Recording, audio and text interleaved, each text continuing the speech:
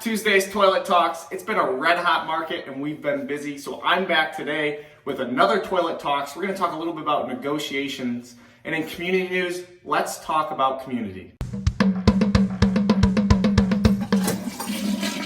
In a hot market like this, negotiations are really important. And unlike other industries, like the automobile industry, you can't just go down the street and negotiate for a similar product because each house is different and you have an attachment to that house because you like the way the floor plan is and the lot location or the updates in the house. You might find a similar house, but the house might not be in that location. It might not be the quality of condition. So there's really only one commodity that you're after and the seller has it.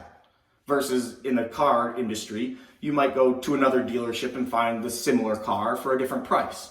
So really your only leverage is to walk away from the transaction, which sometimes is a detriment to your value. Because if you walk away from the transaction, you're not getting the house you want, and maybe you got to go find another house in either another bidding war or wait, which is time, and time is money. So when we're negotiating these contracts, it's important to figure out, how do you get leverage? How do you find leverage? And how do you work with that throughout the transaction? And really, to navigate our way through these frictions, it's actually the negotiations start well before the transaction even gets to those points of friction. For example, if your representation is organized, reputable, and has a game plan throughout the transaction, you're more likely to have a little bit more leverage on the seller or on the buyer because you've been organized throughout the transaction and they view you as professional and they view you as trying to get the deal to closing. So make sure your representation throughout the transaction is representing you well. Because it's not just once you get to the point where you need to start negotiating. The negotiations actually start well before your contract is in place. So keep that in mind when looking for representation.